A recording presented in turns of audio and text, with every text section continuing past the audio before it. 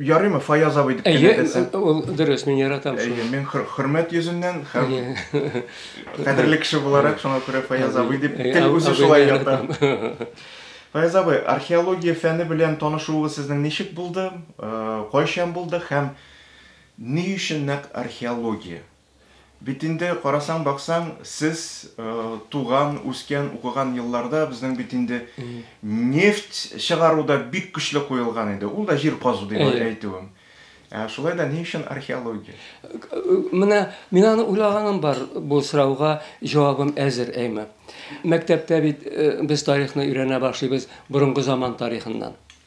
Ул безнең тарих түгел, чит ил тарихы. Мисырдан башлана. Аннан соң 6-нчы класста урта гасырлар тарихы. Шулай ук безнең түгел тарих. 7-нчы класстан әср тарихын өйрәнә башладык без. Ул минем өчен кызыграк булды беренчедән, үзебезнең туган тарихыбыз бит инде ул. Һәм шунда беренчеме, икенчеме параграфта археология дигән сүз килеп чыкты. Ягъни мәсәлән, тарихны ничек язалар? Сакланып калган тарихи чыганаклар, һәм шуларның берсе археология.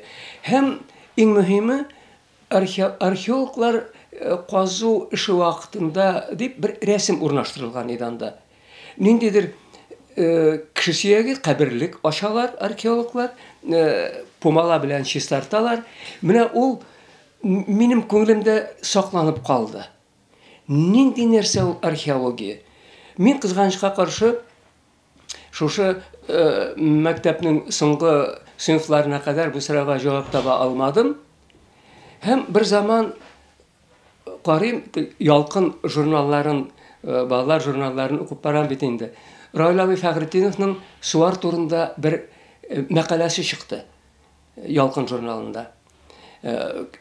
Менә ул булгарчы галим икән, суар дигән каланы ишеткәнем дә юк, казыйлар икән. Минем күңелгә шулай сеңеп калды бу. Аннан соң инде тарих белән кызыксынуым 5-нче класстан башланды. Безнең бик әйбәт укытучылар иде. 3 укытучы укытты безне. Ягъни бер вакытта мәктәптә 3 укытучы эшләде.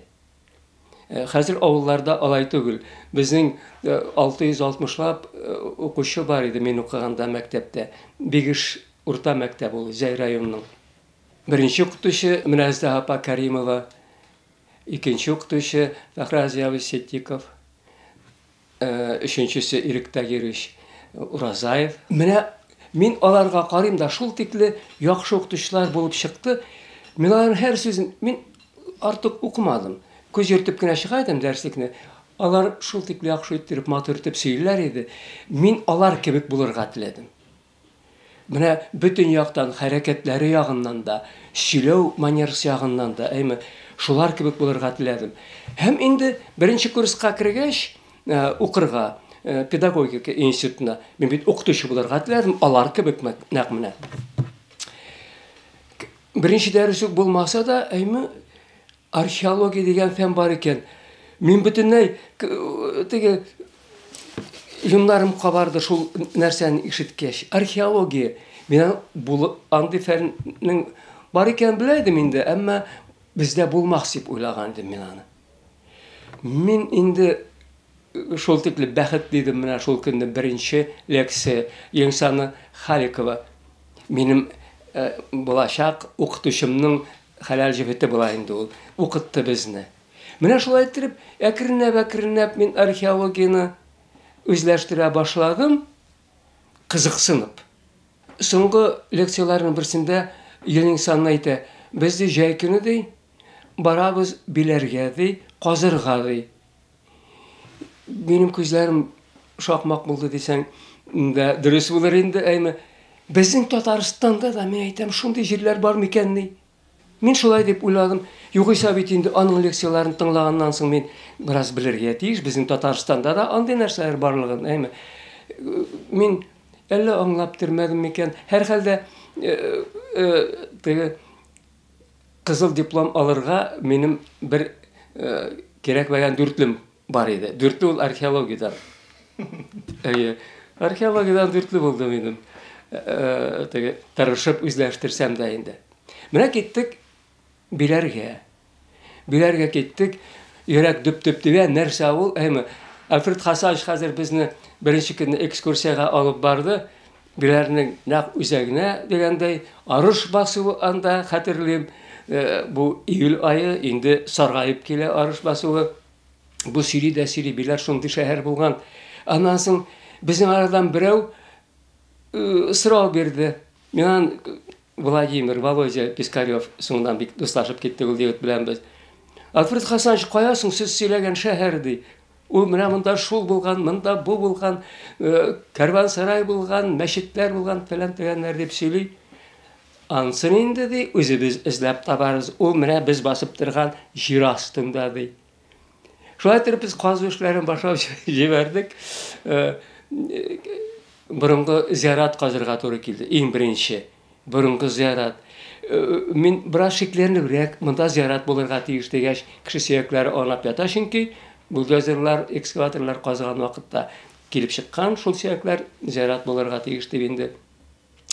Менә шул 1-2 штык дип инде, бер штык, бер көрәк тирәнлеге 20 сантиметр, икесе 40 сантиметрга төшкәч, казып, бик яхшы иттереп чистарттык без.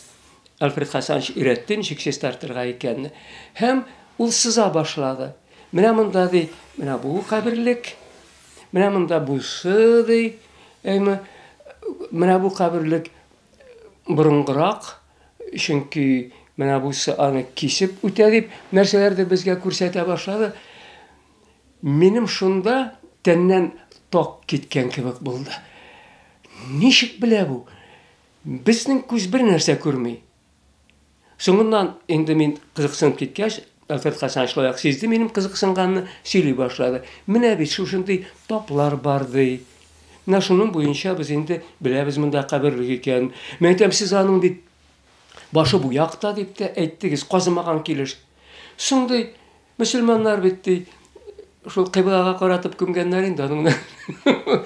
Бик җиңел генә килеп чыкты ул. Менә шушы моментта, әйтәм, миңа ток йөргән моментта мин аңлап алдым. Археологиядан башка миңа тормыш юк икән.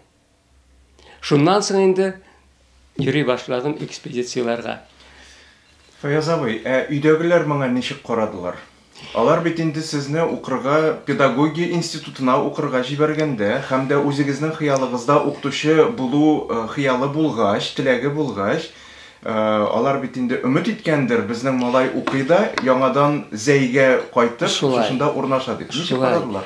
Булай карадылар. Хәзер мин беренче экспедициядан соң инде, менә шул 69-нчы елда бу иске кадак, шүлмәк китекләре алып кайттым күрсәтергә. Шунда ди, мондай нәрсәләр безнең бакчада толып ятала формасында. Мин әйтәм, мондай нәрсә юк шул. Бакчада аунап яткан шүлмәк китеге белән үземнең күлмәк китеген чагыштырып әтигә күрсәттем. Мен тәнкыйди gözlüktән карадылар инде алар минем бу эшкә. Һәм бу караш дәвам итте 90-нчы елларга тикле. Кремльдә казый башлагач, мине телевизордан да күрсәтә башлагач, алар, улым, син дә кеше булдың буга инде дип әйтте шунда. Алар археологияның мин бит ул мине көрәк белән казып йөри дип белгән икән. Институт бетергәннән соң 2 ел мин мәктәптә укытып алган идем. Алар бит канатланып йөрделәр инде, мин мәктәптә укыткач, укытучы булды, кеше булды формасында. Мин археология киткәч, менә шундый нәрсә бер тапкыр хәзер кичкенә бүлмәдә утырам, теге зур якта, зал ягында әти үзенең дусты белән сөйләшеп утыра инде. Менә Миргаязлар, Раязлар, минем энеләрем инде хәзер КамАЗда эшлиләр. Аллага шөкер, кеше булдылар. Бусы гына минем якка төртеп күрсәткәндер инде. Бусы гына ди һаман казып йөри әле. Аннан кеше чыкмады формасында инде. Аннан соң гына аңлады ул минем галим булганлыкны инде сөйли башлагач, бераз исемем ишетелә башлагач инде. Аннан соң тарих фәннәре кандидаты, ул бит инде галим дигән сүз. Менә шулай итеп, Аллага шөкер, минем кем икәнне белеп киттеләр бу дөньядан, әтидә, әнидә. Фаяз абый, мен дөрес аңладыммы? Сез раскоплардан алып кайткан кисәкләрне күрсәтергә алып кайткандыгыз бит инде авылга, әтигез әйтте, безнең бакчада булар күп дип. Ягъни сезнең утырган авыл җирлегендә дә мондый табышлар булганмы? Шәһәрчек булганмы? Нәрсә булган? Юк, ул теге 19-нчы гасыр. Әмма ләкин Айса, теге сез миңа мөмкинлек бирдегез тагын бер нәрсәне искә төшерергә. Мин күрсәттем бит үземнең энеләргә, сеңелләргә. Икенче көнне минем сеңлем алып кайта, үзенең күлмәк итәгенә тутырып, шүлмәк китекләре. Мин аңа каранда шаккаттым. Мин күргәнем юк. Ул бик борынгы, кулдан әвәләп ясалган нәрсә икән бу, мин әйтәм. Кайсы чырныкы бу? Нинди нәрсә? Каян таптың? Ферма ягыннан, асфальт ягыннан теге шаллы Әлмәт юлы бар бит. Шул асфальт ягында тапкан икән ул. Без киттек аның белән. Мин инде рәхәтләнеп демәсәң, көне буе шунда шүлмәк китекләре җыеп йөрдем һәм беренче көнне таптым борынгы бронзадан ясалган урак. Икенче көнне таптым тагын бер урак. Менә шулай итеп йөрдем мин үземнең каникулны дигәндәй бер ай инде, август айында. Икенче елны тагын бардым шушы җиргә. Альфред Хасановичка күрсәтермен дип йөрдем мин, аннан соң әйтәм, юк, күрсәтмим әле мин моңа. Мин бу үзем белергә тиеш. Кайсы чорга карый бу? Мин тапкан, мин сеңлем тапкан истәлек. Булар нәрсәне аңлата? Нинди гасырлар монда, меңеллыклар беләнме? Аның вакыты билгеләнә. Бер мәкалә язам да мактанам. Ягъни казу гына түгел, фәнни эзләнүдә булган. Фәнни эзләнүдә. Инде мин көттем 1 сентябрьне кашан җитә Казанга кире кайтып, библиотекаларда, китапханәләрдә утырырга. Әйме, гомумән шушында күп кенә шүлмәк китекләр килеп чыкты. 3 урак, бер хәнҗәр, пычак хәнҗәр, нож кинжал дип йөртәләр инде русча. Һәм сөңге ише табылды. Сөңге ише табылды. Менә шушыларны өйрәнеп, минем 3 ел вакытым үтеп тә китте. Институтны бетерер алдыннан мин моны Альфред Хасановичка күрсәттем. Альфред Хасанович инде минем болай да белә иде, ел сайын экспедицияга йөрим бит инде. Мин археолог буласын белә иде инде ул. Мөмкинлек булса, мин сразу хәбәр бирермен диде. 1 ел үтте вакыт мәктәптә эшләдем, 2 ел үтте. 3нче елны ул түзмәде. Инде без бит 3 ел мәҗбүри рәвештә эшләргә тиеш инде. Ниндидер юллар белән мине Казанга алдыртты инде. Һәм 74нче ел булды бу. 74тә безнең институтта Тел әдәбият һәм тарих өчен конференция үткәрелгәнде археологларның һәм этнографларның. Шунда мин шушы әйберләрем белән чыгыш ясадым. Ул бура кабиләләрен безнең ярга тикле 2000нче елның 2нче яртысында яшәгән кабиләләрнең калдырган авыл урыны булган икән. Менә аның бит тагын нәрсәсе бар. Күрәс миңа нинди теге уңай гына килеп торды. Мәктәптә укыганда археология дигән сүз миңа тыңгы бирмәде. Нәрсә ул? Институтта укыганда археология шулай ук инде бөтенләй җенләнә башладым. Аллаһ Тәгалә китереп куйды миңа Альфред Хасановичны биләрдә һәм менә шушы сеңлем тапкан үзебезнең авыл янында бит. Ничек археолог булмыйсың инде? Менә шулай итеп уңай гына мин кирип киттем археологиягә. Бер никадәр мөгъҗизалар бит инде бу. Әйе. Әмма мин менә тагын сөйлим инде үземнең тагын бер укытучы дип тә әйтәсем килә мин аны хәтта искә төшереп. Безне бит авылларга җибәрәләр инде колхозга, бәрәңге җыярга, шөгендер җыярга бармысында. Ялидан бер археолог килде, Петр Николаевич Старостин. Егетләр ди, кем экспедицияга барырга тели? Мин деканатта сөйләштем ди, колхоз урынына Мен әйтәм, бәрәңге күрмәгән кешемен, без экспедицияга киттем. Экспедицияда без каздык Актаныш районында борынгы таш гасырын, мезолит. Ул 8-6 мең еллыклар безнең эрага тикле. Хәзер мин бөтенләй биләрне оныттым да, таш гасыры, мен әйтәм, биләр 12-13 гасыр хәзерге заман кебек гомумән археология булгач борынгырак булырга тиеште инде. Шуның белән шөгыльләнә башладым мин. Шушы Актаныштан соң безне килеп алдылар, тагын бер экспедицияга Чаллы районының Дубовая Грива авылында эшләйде ул. Дубовая Грива авыл хәзер юк. Тегесе дә бу экспедицияда Түбән Кама гесе төзелгәндә су саклагыч астында кала торган истәлекләр иде алар, археология истәлекләре. Шунда мине игътибарымны җәлеп итте аның җитәкчесе Рөстәм Солтан улы Габәши. Солтан Габәшинең атаклы Кәккүк җырының авторының малае булып чыкты ул. Ул неолит белән, тегесе мезолит иде, урта таш гасыры, инде бусы яңа таш гасыры, неолит белән шөгыльләнә. Ул үзе дә яшады. Миңа шул тикле гади кеше, шул тикле гаҗәп үзенең җанын кешегә бирергә әзер, менә шундый ниләр була бит. Һәм мен хәзер киләсе елны да шунда планлаштырам инде. Институтка йөри башладым. Тел әдәбият һәм тарих институтына, археологлар янына, һаман аның янында бетереләм. 2нче елны аның янына киттем экспедицияга. Ул миңа карады да, син монда җөрмә, кайт үзеңнең экспедицияңа, биләреңә ди. Таш гасыры белән шөгыльләнергә башкалар булыр. Син татар җегете үзебезнең тарих белән шөгыльләнергә тиеш. Ул бик кырыс иттереп әйтте, мин бераз үпкәләдем. Аннан соң миңа аңлатып күрсәтте инде. Фаяз ди, безнең тарих белән, үзебезнең тарих белән, үзебезнең археология белән татарлар шөгыльләнергә тиеш. Бигрәк тә Болгар чоры, Алтын Урда чоры, Казан ханлыгы чоры белән. Ул миңа матур гына әйтеп, аңлатып күрсәтте.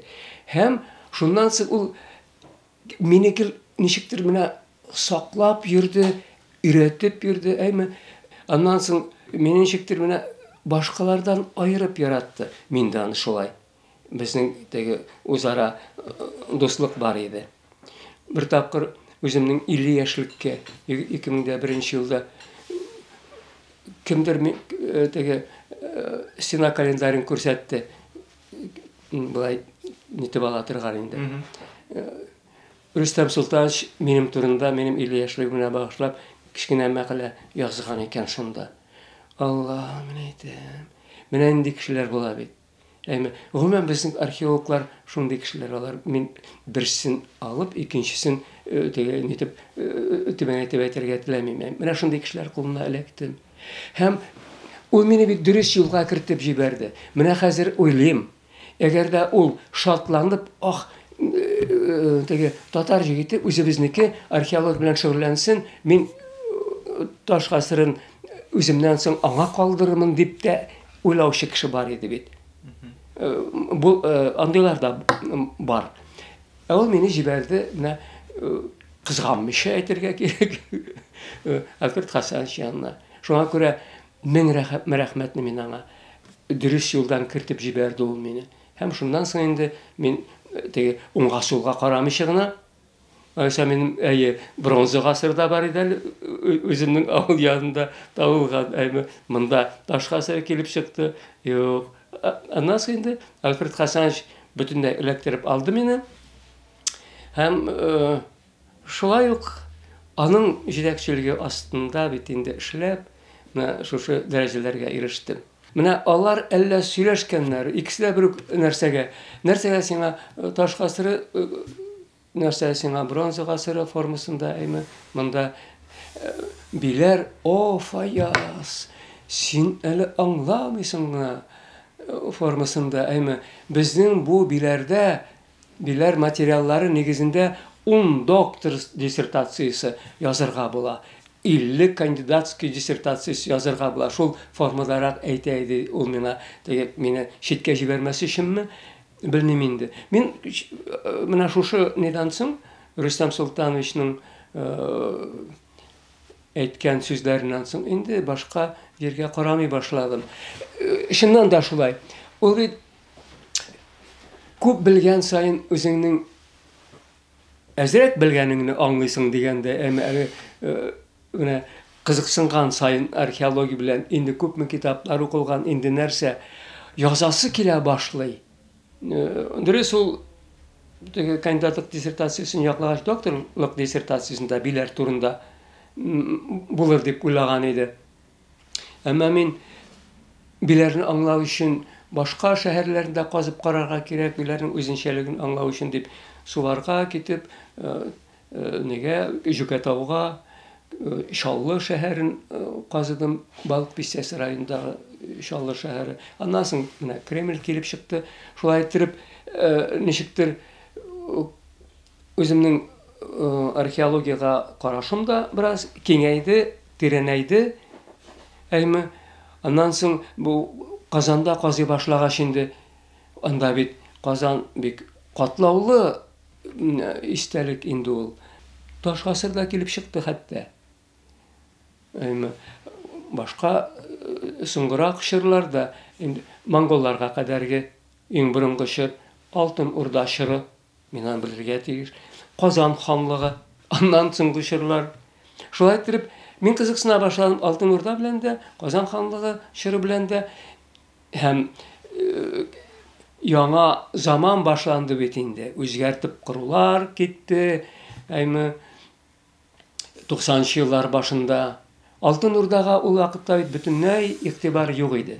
Тарихчыларга әйтергә кирәк, тыелган иде аның тарихы белән шөгыльләнү. Археология әле бераз бар иде, чөнки Булгарда казу эшләре битеп тормады. Булгар бит ул башлыча Алтын Урда чырында чәчәк атып утырган шәһәр. Аннан соң Иделдә, Түбән Иделдә, Әстерхан тирәсендә, Волгоград тирәсендә Алтын Урданың бер башкаласы, икенче башкаласы, алар казу дәвам итте. Аларда ләкин безнең Татарстанда инде шул Булгардан башка казу юк иде. Менә кирип киттем Жүкәтауга. Жүкәтауның чәчәк атып утырган чыры шулай ук Алтын Урда чырына туры килә.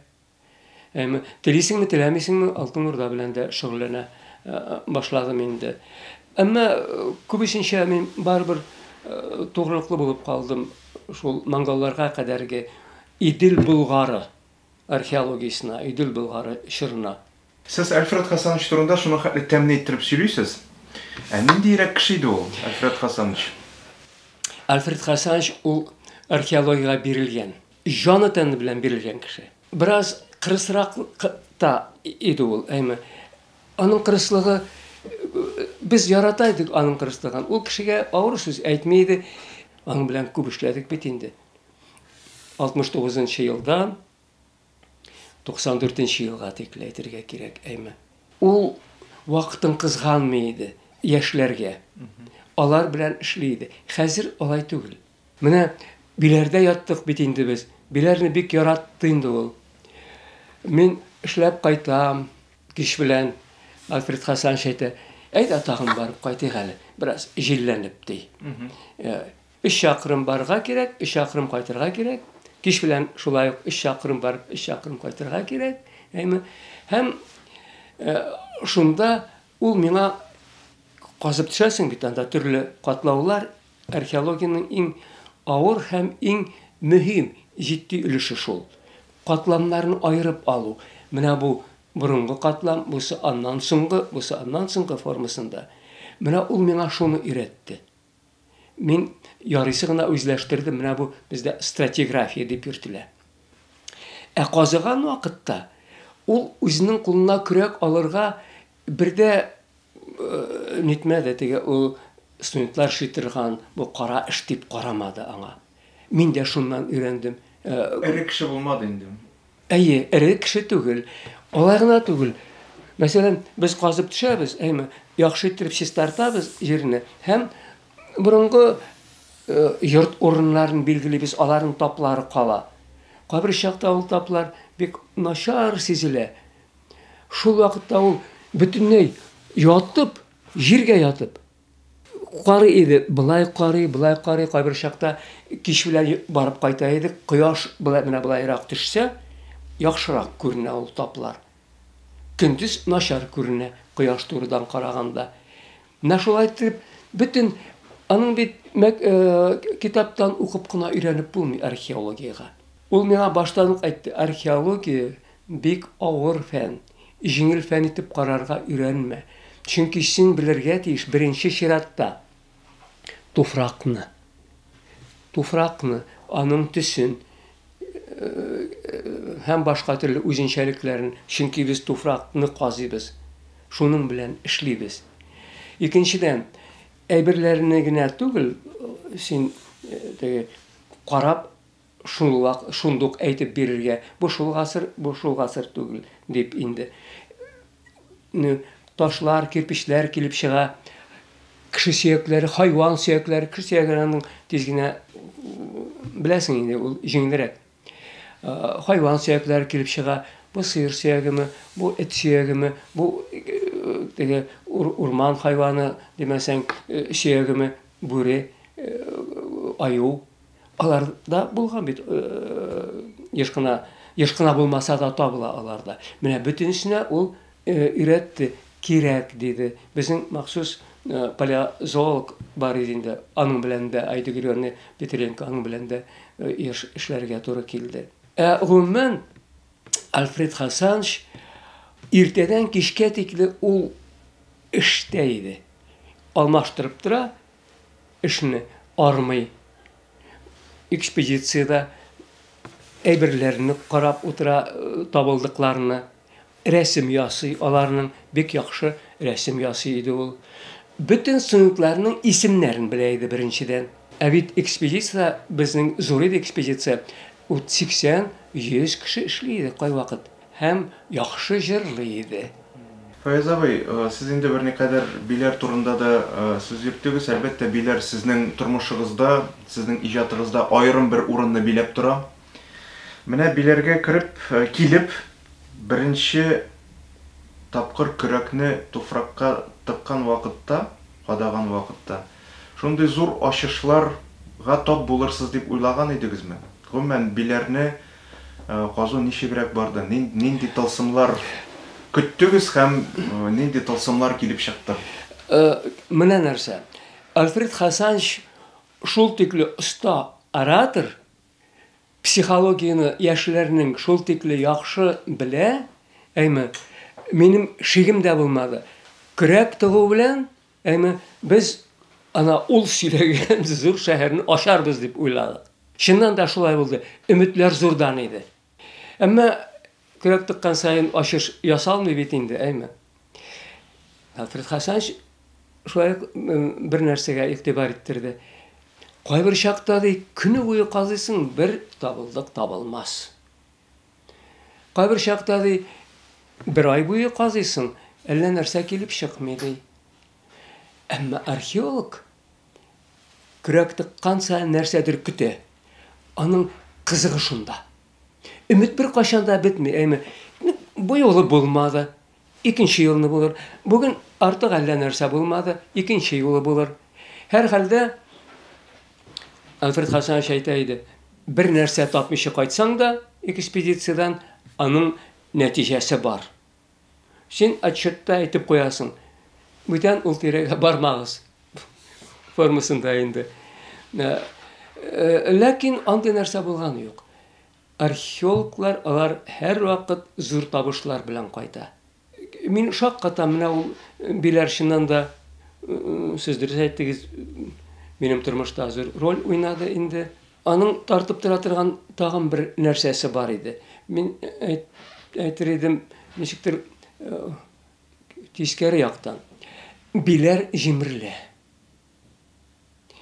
Биләрнең 3/1 өлешендә ул зур шәһәр, шул 620 оборона эчендә сакланган балалар эчендә калганы шәһәр яны бистәләре. 800 гектар. Шул 8 гектарның 3тән бире авыл утырган 3тән бирендә, әйме, җимерелеп беткән диярлек инде. Авыл янында гына бит инде шәһәр, шуңа күрә яшәргә кирәк бит кешеләргә дә, йорт төзергә кирәк, авыл зурая. Аннан соң бик тирән итеп казый башладылар, сөргән вакытта инде ул җирләрне. Шуңа күрә мин бик борчыла идем. Культура катламы җимерелә, кешеләр артык кадерен белми, шушы bütün dünyada мәшһүр бер истәлекнең җимерелә, һәм шул нәрсәдә тотты мине. Мин берәр нәрсә килеп чыкса, я газетага яза идем, я мине бик яхшы беләләр иде райкомда формасына, алар белән хәзердә дус булып калдык без. Ну, Файершайп, сез шулай идегез дип инде биләрне абидага бермәдегез формасында. Чыннан да шулай химикатлар китереп тутыралар, ичке шәһәрнең үзәгенә. Әллә ни цистерналар бер тапкыр китереп куйдылар, химия аның эчендә. Калатауда скотомогильник китереп куйдылар. Менә шундый шәһәрчек үзәгендә. Мәдәният министрлыгына барып җиттем. Газетада мәкалә бастырып чыгарып, анда аннан соң bir jurnalda, Miras jurnalında şulay ettirip, ondan soň indi awul halky da öýrene başlady. Menä tagyn Alfred Hasanovичтин ätmişi bolmaýby indi, äme. O bit qazy başlagaç 67-nji ýylda alar qazy başladylar. Men 69-dan indi birinji tapyr boldum. Awul halkyn җыеп, biler turunda söýleýdik biz. Bıýıl nindi tabışlarga ýolukdyk. Bu şol tekli kızık idi indi. Awul kişilerde kızıksına. Uruslar bitalar. Anda Tatar gaýlesi ilgirek şol 2-3-den artmagandır. Häzir anda kelip urnaşa başladylar tatarlar. Meşit de tüzüp koydular hatta. İlk uruslar. Menä şolay motor ettirip silegäş, anyň bit maksаты нәрсә? Saklarga kirek. Bu bütün dünyada мәгълүм bir истәлек. Saklarga kirek. Şolay ettirip biz äkrin gine özübizning arxeologiyага da yaxşı münasebet urnaştırdyk indi. Hem saklaw ýagyndan da. Kişiler biraz hästerrek bolsun üçin indi. Äýe. Andan soň Alfred Hasanovich aýtdy, hem men dowam ettirdim, mektep balalaryn. Şol biler mektebi balalaryn tartaydyk biz ekspedisiýaga, studentlarga akşa tölemegen işrakda da alarny biz boşka aşatabız, praktikaga akşa berýärler bitinin biraz. Bu mektep balalaryna akşa tölep işletäýdik. Günge bir summa anda şolay yarısygyna indi bala şaga işin äme. Alar öýrensinler, sak kararga. Biler indi ýörenilip bitdi diп äýtirge bolamy? Ay ýok canım. Kızgançka karşı menä bu özgeriş jilleriniň zyany da boldy äýtirge kerek. Menä men Jukatawny motoruna qazyp ýatkanda Kazan kelip çykdy 94-nji ýylda. Alfred Hasanovich 94-nji ýylda işli başlagan idi. May ahyrlarynda, iýin başynda indi raskop qazuw işlerini başlap jiberdi ul. İýulda ölüp gitdi. Bir aýda işley almady indi. Özüniň iş netijelerini görä almady kızgançka karşı. Ol şunday mümkinlik kelip çykkaç bit kanatlanyp ýerde. Çünki 1977-nji ýylda bit Kazanyň 800 ýyllygyn ütkere almadyk. Menä bu ýaňadan işlep indi, ýaňadan işleme materiallar bilen nygytyp özüniň fikirin şolaýrak diп uýlagan idi ol. Menä meni Kremlge şakyryp aldylar, hem biler şitterek kaldı. Kremlde bit 11 ýyl işlerge tory keldi meňe. Hem indi bilerge gaýtkaç bütünlei ýaňa zaman, ýaňa kişiler, ýaňa jitekçiler, bizning arxeologiya bazasy bütünlei jimerilip bitken. Biz тора торган үй, элеганда колхоз рәисе тора иде, кирпичтән салынган яхшы үй, хуҗалык корылмалары бар, мунчасы бар, бакчасы бар. Кемдер законсыз рәвештә приватизация ясап өлгергән.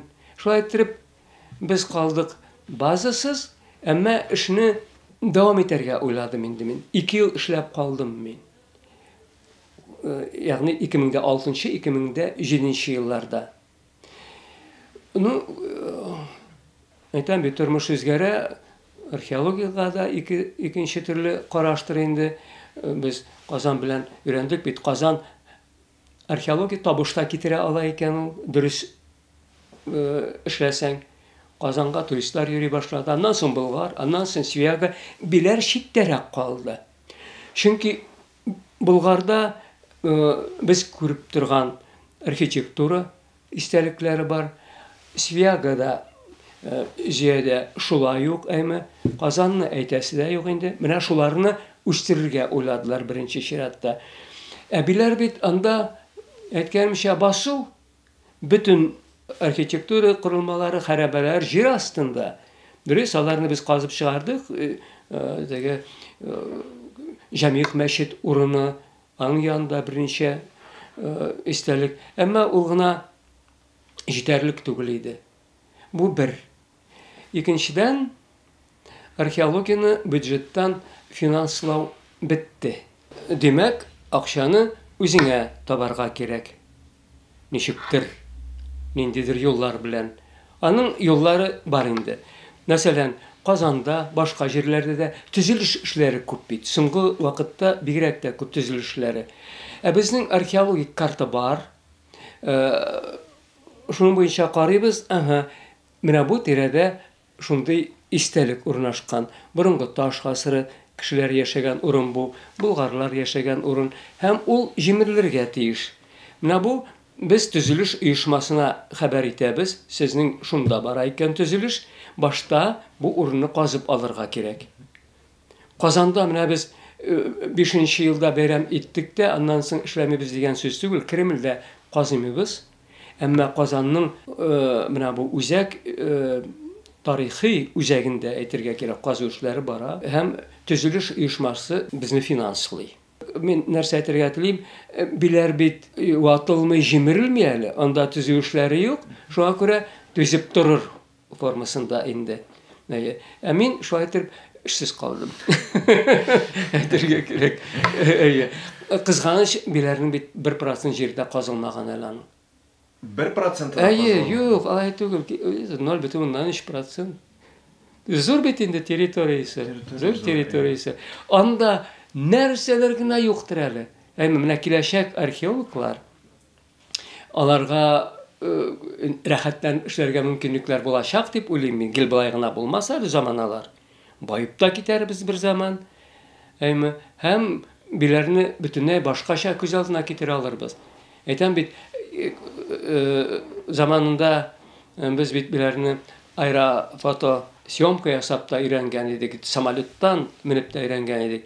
Анда күренеп тора мәйдан, борынгы мәйданнар, борынгы урамнар, кирпич бина урыннары, 50дән артык шулчама инде кирпич бина изләре, хәрабәләре күренеп тора. Аларның бит берсе, икесе, өчесе өйрәнелгән. Хәзер менә 4нчесен өйрәнеп ятабыз анда. Анда бөтенсен казып чыгарсам, менә дигән, аның перспективасы зур. Перспективасы зур. Аны оныттырмаска гына кирәк. Без аның өчен эшлибез, биләрне оныттырмас өчен. Яхшы. Шулай да биләрдә эшләгәндә сезгә иң зур тәэсир ясаган табылдык нәрсә булды? Табылдыкмы? Менә табылдыкмы? Бина калдыгымы? Нәрсә менә сезне? Нәрсә сезне менә шаккатырды һәм хәзер сорау дөрес куелган. Дөрес куелды. Табылдык диләр. Табылдык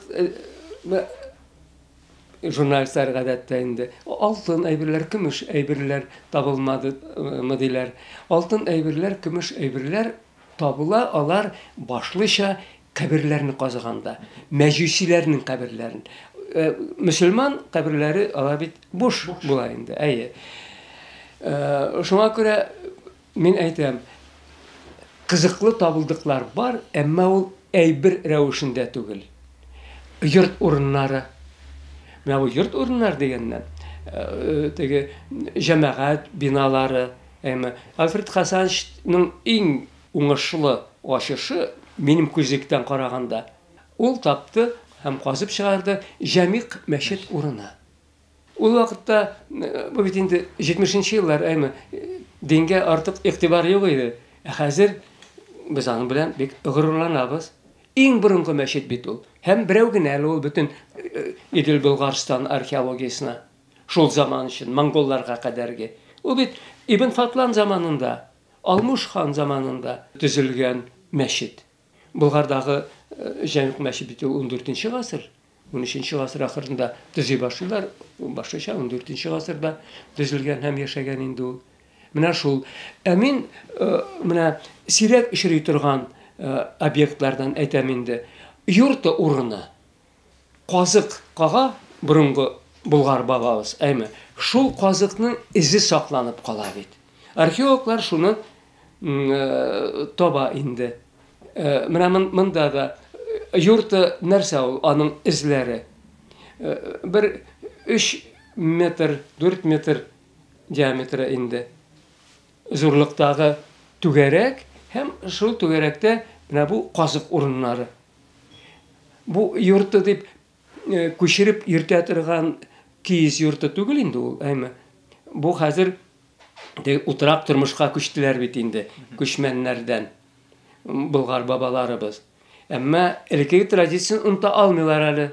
Һаман да биләрне уратып алдылар инде крепость белән, ләкин әле биләрнең бөтен җире тулмаган, шыплап йортлар белән шул бушрак урынга алар йорты ясап куялар. Менә шул казыклар кагып, менә шул урын табылды. Ул берәү генә, көн чыгыш тарихчылары Әл-Балхи 10-нчы гасыр ул яза, болгарларды җәйләрен нигә күчәргә яраталар, йортларга күчәргә яраталар ди. Менә шундый язмачалык сакланып калган, археолог яктан әле аның расланганы юк иде. Менә шуның белән мин горурланам. Ул башка юк әле ул, нишләптер. Начар урыннар, йортобразный фәлән дигән дип язалар кайбер чакта. Булгарда да булган ул дип, әмма монда бигрәк тә әйбәт сакланган иде ул. Табылдыкларга килгәндә, мин шулай ук теге кызыклы табылдыклар була әлбәттә. Угышлар арасында, теге хатын-кызларын бизәнү арасында да, әмма миңа иң кызыгы менә бер йорт урынын шул мәчеттән ерак кына түгел казыганда йорт урынын бер центнердан артык булгандыр, теге күмерләнгән будай табылды. Күмерләнгән будай. Ул йорт кебек тоелды миңа, менә теге амбар кебек кенә түгел. Йорт коясың, йортның бер чыланында әйтергә кирәк. Шул бер капчыкта 2 капчык бар иде инде ул. Хәзерге капчык белән әйткәндә 2 капчык.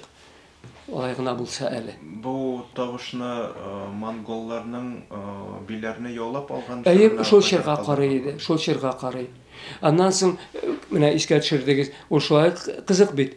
Әле менә бу иң соңгы раскопны демәсәң салганда да казый башлыйбыз, көл, күмер, кеше сөякләре һәм ук очлары. Инде менә теге рус язмачысы яза бит, бөтенләй җимерделәр, яндырдылар, кешеләрне үтерептерделәр, байлыкларын таладылар, теге имчәк балаларына тик үтерептерделәр дип. Менә шушы нәрсәгә инде бу? Дәлил. Дәлил. Бер нидә аны кабер дип тә булмый. Ул чокыр, шунда ыргытылганнар гына инде алар. Һәм ат, читтәрәк ат сөяге, ат скелеты ята. Һәм аның башында яра урыны инде, башы нителгән, ватылган сөяге. Нәрсәдер балта беләндер, аның янында балта һәм сөңге өче. Менә, ягъни бу инде 1236 елгы сугышка туры килә. Менә иллюстрация әйтергә кирәк. Андый нәрсәләр шулай ук кызык. Менә бу айрым табылдыкларга караганда, менә бу комплекс или ниләр, объектлар менә кызыклы. Алар хәтердә кала һәм биләрнең тарихын күз алдына китергә күбрәк материал бирә. Әмма мәсәлән Танкиевкада болгарларның элгәреге болгарларында әле мәҗүси динендәге Улы Тархан каберлеге элегрәк казылганнардан инде. Аларны казу кызыграк, чөнки әйберләр белән күмелгән алар. Әмма да бер инде әйбер юк. Әмма барыбер кызык. Барыбер кызык. Аларны бит шулай ук археологлар өйрәнә үзенчә. Аннан соң без аны бирәбез антропологларга. Алар үзенчә өйрәнә. Аларның кешенең исән вакыттагы озынлыгын, авырлыгын, yüzün кайбер чакта реконструкция ясыйлар. Аннан соң нинди авырулар белән авырганнар икән бар дип. Күп авырулар бит сөяктә из калдыра. Менә ул авыруларны өйрәнәләр инде. Менә Казан Кремлендә казыганда мавзолей табылды бит, хандар мавзолее. Анда шулай ук аны инде бик җентекләп, ничә антрополог өйрәнгәндер инде ул Мәскәүдән, Самардан чакырып, башка үзебезнең антропологта өйрәнде инде. Тиш буенча бер белгеч, баш буенча бер белгеч, шушындый җентекләп өйрәнделәр инде. Шушы без ачкан кабердәге сөякләрнең берсе Мөхәммәд Әминнеке булырга тиеш дип, ни өчен мин әйттем? Чөнки Мөхәммәд Әминнең үлеме урыс язмаларында язылган. Ул озак авырган, 1-2 ел авырып яткан, аяклары йөрмәгән, чиригән аяклары. Монда менә шул изләрнең бөтенсе бар иде. Ягъни мәсәлән, менә күрәсең, теге әйберләр безгә соңгы чиратта кызыксындыра. Датсын билгеләргә инде күбесе. Вот. Музейларга әйбер куясың инде, бу скелетны китереп куеп булмый, йортыны шулай ук, йорт урынын шулай ук, агач йортлар, алар бит практически сакланмаган инде. Менә бу биләрдә казу эшләре дәвамында бит инде сез хайран күп сөякләр тапкансыздыр. Кеше сөякләре, бала сөякләре, анда хайван сөякләре. Бу сөякләр аннан соң яңадан җирләнәме? Бу сөякләрнең дәвамы нәрсәдән гыйбарәт? Әйтеп китәргә кирәк, мин кабер казырга яратмыйм. Ана шул студент вакытта казылды инде, аннан соң мин ябышканым юк, тотынганым юк. Нишләптер, күңелем бармый. Кайберләр ярата, кайберләр казырга. Антропологлар тикшерә бит аларның һәрберсен. Тикшергәннән соң бер өлешен калдыра. Безнең фондохранилище дип йөртә без инде шул. Икенче өлешен без күмеп куябыз. Әмма ләкин Җәмигъ мәчете дидем бит биләрдә. Җәмигъ мәчете янында 4-нче зират, 4-й некрополь русча казылган иде. Биләрнең нәкъ уртасында 5 зиратның бу 4-нчесе, менә калган зиратлар зур. Менә без казый башладык дидем бит 69-нчы елда. Ул беренче зират дип билгеләнде инде, биләрнең беренче зираты. Аның мәйданы 100 гектардан артык. Шул тикле зур, 180 гектар дип әйтүчеләр дә бар. Мин артык ышанмыйм. Аңа бик зур бит инде булай да, күпме кеше яшәгән менә биләрдә. Монда Җәмигъ мәчете янында бик аз. 50ләп булгандыр инде. Һәм склепларда 1-2 склеп анда ачылды.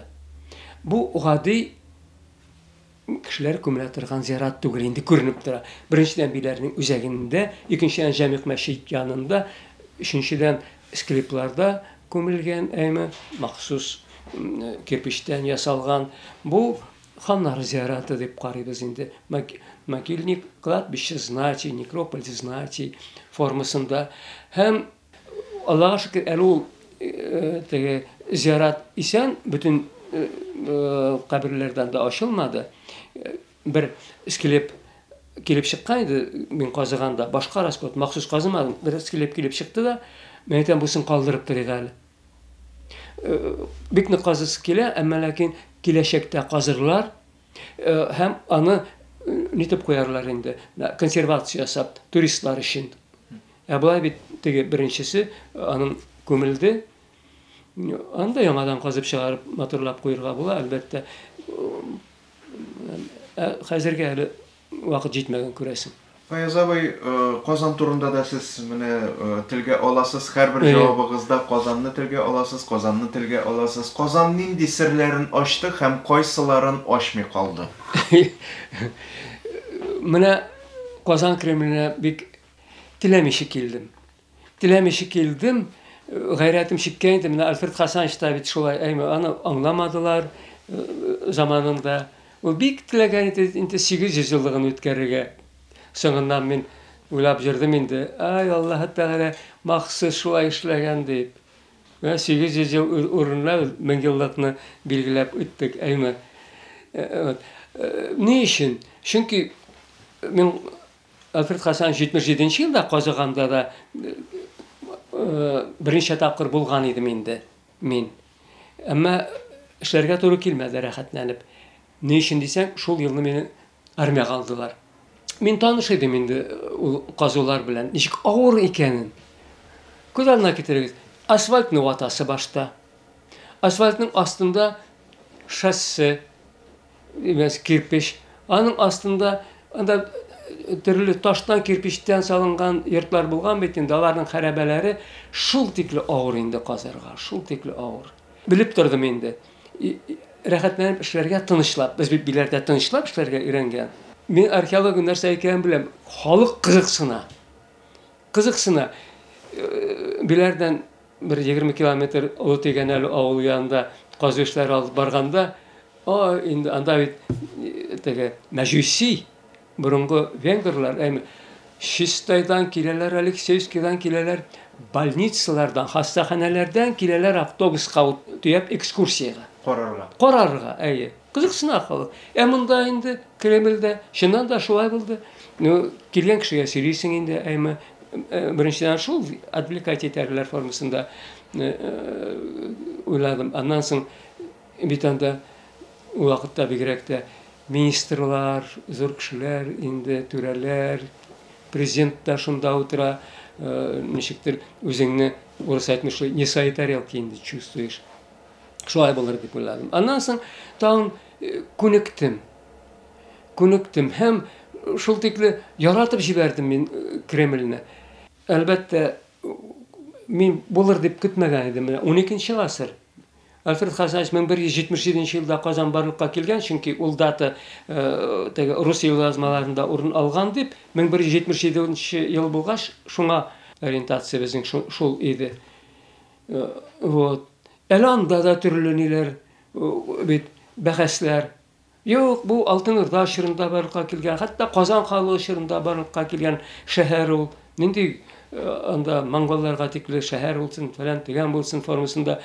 Бәхәс буласын белеп тора идем инде. Ул да куркытты мине, шуңа күрә артык нитмичә генә, теләмичә генә тотындым. Казу бит, менә аның бит биләрдә культура катламының калынлыгы метрда 20 сантиметр, метрда 50 сантиметр, метр ярым инде. Булгарда да шул чама, бераз анда күбрәк. Монда бит кайбер урыннарда 8-10 метрга җитә. Күз алдына китереп карагыз. Демәк, бер инде механика кулланмыйча, машиналар кулланмыйча, экскаваторларында, бульдозерлар кулланмыйча, көрәк белән 8-10 метр тирәнлеккә казып төшәргә кирәк кайбер урыннарда. Нидә инде менә уртача алганда әйтергә кирәк 3 метр, 4 метр. Йортлар, урынны катлаганнар китсә, тагын да тирәнрәк казырга туры килә. Шулай булга карамастан, Аллаһка шөкер, менә табылдыкларда туры килеп торды, яхшы гына инде катламы да монголларга кадәр тупланган иң бурынгы, иң аста ята торган катлам да табылды. Альфред Хасанович вакытында табылган иде инде ул катлам. Альфред Хасанович икенчерәк заманда казды бит 70-нче еллар, әйме. Хәзер мөмкинлекләр икенчерәк төрле. Археологиядан хәзер куркып тормыйлар. Теге бит Альфред Хасанович берничә ел нитеп йөрде. Җибәрегез мине, кертегез Кремльгә формасында. Без не рәхәтләнеп. Чөнки бөтен җирдә ремонт. Әлбәттә анда теге солдатлар войсковая часть, хәрби часть тора иде. Аны куып чыгардылар. Гомумән тәртипкә китергә кирәк. Вот без тәртипкә китердек формасында. Бик яхшы белгечләрне чакырдык Мәскәүдән, Петербургтан. Вот бергәрәк казырга формасында күреп торсыннар. Дигәндә мондый сорау туса, бәхәсләр туа башласа, вот миңа барыбер Казанга 800 елмы, 700 елмы, 1000 елмы формасында, чын барлыкта ул тагын да бурынгырак булырга мөмкин әле, 1000 ел гына да түгел. Вот. Шулай итеп, менә бу аның төп ни булды инде. Халык белә торган төп нәтиҗә безнең эшләүнең, әйме. Әмма бит әле бу катламнан башка Алтын Урда катламы да бар. Менә Алтын Урда катламы начар өйрәнелгән әйтергә кирәк. Начар өйрәнелгән түгел, ул чорда үсеш булмаган Казанда. Ягъни Казан бит ул иң бурынгы Казан, хәзер Кремль. Хәзерге Кремльнең яртысын алып торган иде, мәйдан ягыннан. 6 гектар шамасы. 6 гектар шамасы. Алтын Урда чорында да шул 6 гектарда кала инде ул. Алтын Урда бар икәнен бик яхшы беленә.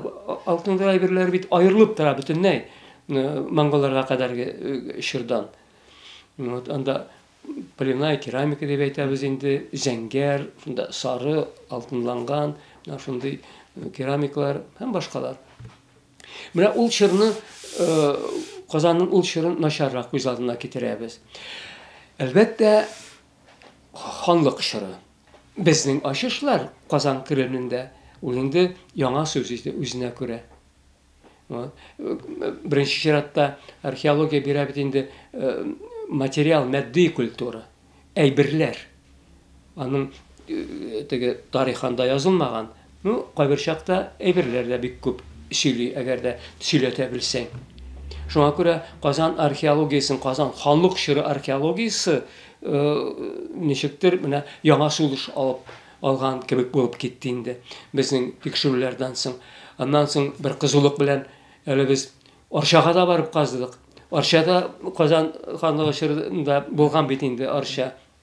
Кызганычка каршы менә безне кызыксындыра торган җирдә, урында Арчада инде 2-3 этажлы кирпич йортлар салып куйганнар, әйме безгә бик ни булды. Хәтта бу урын бит билгеле, урын гомумән. Әйме билгеле булуга карамастан менә җитәкчеләр кайбер чакта шундый тарихны белмиләр күрәсең инде, или санга сукмыйлар шундый. Менә шулай итеп, Казан халкына да игътибар барлыкка килде әйтергә кирәк. Кызганычка каршы һаман начар өйрәнелгән чор булып кала бирә. Казан ханлыгына игътибар бар тарихчылар ягыннан. Ул бик әйбәт. Әмма ләкин археология нишләптер һаман әле әйтергә кирәк үз көчендә түгел монда. Аның бераз үзенчәлеге бар, әлбәттә. Бу теге Булгар шәһәрләре түгел, Булгар авыллары түгел. Евгений Иванович Чернышов дигән бер тарихчы бар иде 60-нчы елларда. Ул Казан ханлыгы чорына караган бөтен авылларның исемлеген төзегән кеше. Ул авыл урыннары бит хәзер дә бар. Хәзер дә авыллар Арча, Әтнә, Балтач районнарын алып карасаң, башка шул якны Казан артын, әйме. Андагы авыллар бит күбесе Казан ханлыгы чорында ук булганнар. Димәк, бер караганда җиңел археологлар баралар ул авылга, әйме, һәм казый башлыйлар. Әмма ләкин шул кадәр озак яшәгәч, хәзерге авыл кешеләре бит инде алар белми. теләсә кайда казып, җимереп бетерәләр. Менә шул яктан авыррак. Әмма игътибар итәргә кирәк, игътибар итәргә кирәк. Кабер ташларын молодцы безнең эпиграфистлар ул яктан булдыралар. Яңадан элек бит безнең бер Харун абый Юсупов бар иде. Эпиграфист әйтергә кирәк инде. Яхшы татар эпиграфикасына нигез салган галим. 68 елда үлде. Аның эшен дәвам иттерүчеләр бар. Хәзер күп яшьләр зур калын китаплар бастырып чыгаралар. Хәтта татар бистәсенә дә барып җиттеләр. Безнең иске татар бистәсендәге ташларны өйрәнеп, китап итеп бастырып чыгардылар. Мин бик шат моңа. Бу шулай Казан ханлыгы буенча Казан ханлыгын оныттырмаска кирәк дип, аның тарихын оныттырмаска кирәк.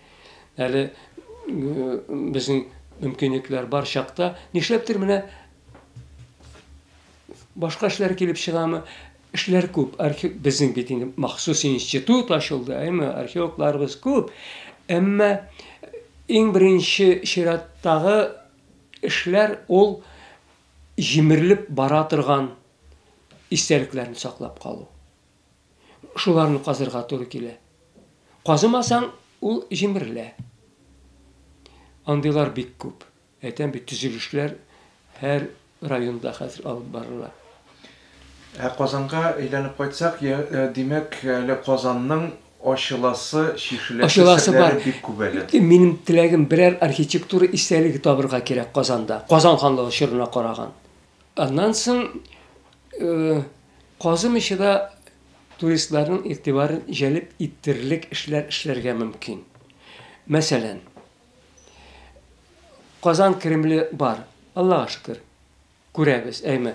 Ләкин Кремльдән соң башка да бит безнең ханлык чорында ныгытмалар булган. Бистә, Посад әйтергә кирәк. Ул бистә бит шулай ук агач ныгытмалар белән уратып алынган булган. Һәм анда башнялар торган. Башняны элек манара дип әйтә идем. Башня ул татар сүзе. Баштан килеп чыккан, аны манара дип әйтергә кирәк түгел минемчә. Манара ул мәчетнеке инде. Башнялар да бар. Һәм якынча без аның кайсы тирәдән үткәнен, башнялар кайсы тирәдә торганын да беләбез.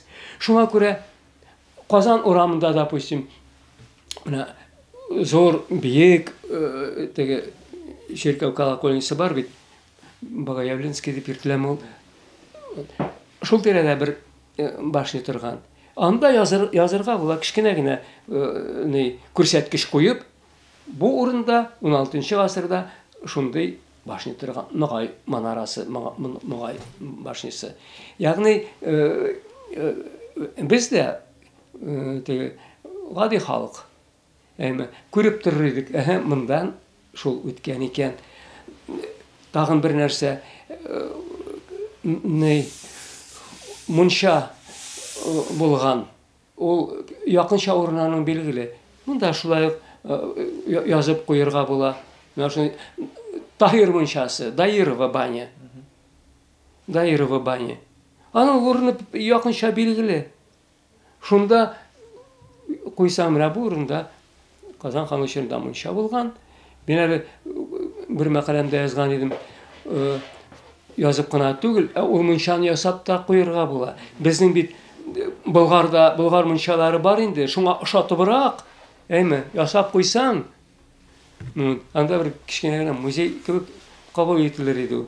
Ягъни әле эшләр күп. Иң менә минем хыялым, теге берәр җирдә килеп чыкмасмы архитектура истәлеге. Таштан, кирпичтән ясалган йорт инде. Казан ханлыгы чорына караганда. Булган бит алар, булган. Сез инде минем алдагы соравыма берникадәр җавап та бирдегез. Алдагы сорау якын арада сез археолог буларак нинди ачышлар көтәсез һәм хәзерге һәм киләчәк буын археологларны кызыксындырырлык туфракта әле катламнар Татарстан Республикасында калдымы? Нәрсәләр әле безнең өйрәнелмәгән? Җаным, өйрәнелмәгән әйберләр шул кадәр күп ки, әйме. Археология ул мәңгелек фән. Мәңгелек фән. Студентларны укытканда шундый сорауга җавап бирергә туры килә. Археология таш гасырын өйрәнә, тимер гасырын, элегрәк бронза гасырын, Болгар чорын, Алтын Урда, Казан ханлыгы чорын. Аның югары датасы, менә 18-нче гасырны өйрәнәме археология? 19-нчы гасырны кирәк булса өйрәнә ансында. Казан Кремлендә өйрәндек бит, ул да безнең тарих. Мәсәлән, Уралда 18-нче Пермь ягында, Свердловскида, Екатеринбургта иң беренче тимер кыю, бакыр кыю заводлары булган. Аларның изләре сакланып калган бит. Ул бик кызык. 18-нче, 19-нчы яшь. Туристларга кызык. Шуңа күрә археологиянең хронологик шикләре дә бераз киңәя. Бер тапкыр сөйләшеп утырган идек безнең директорыбыз белән, Айрат Габитович белән Сетиков. Ул әйтә, 1914 елга тикле ди археология. Ягъни 20-нче гасырга чыга башладык без, Анда исәпкә алсаң, әле эшләр никадәр күп. Ләкин тагын бер нәрсә бар. Монда безнең Татарстан башка өлкәләр белән чагыштырганда ярыйсы гына археолог яктан өйрәнелгән, исәпләнелә. Бирәк тә Болгар чоры. Әмма бит татарлар бер Татарстан тагына яшәми. Алтын Урда чорын алып карасаң, һәм тагында борынгырак чорны. Болгарлар элегрәк кайда яшәгән? Безнең иң борынгы төрки бабаларыбыз кайда яшәгән? Без үзебезнең эшләрне җәелдергә тиеш. Алтай якларында да. Монголиядә казый башладылар. Барыбер ни генә әйтсәң дә ул яклар белән дә бәйләнгән бит.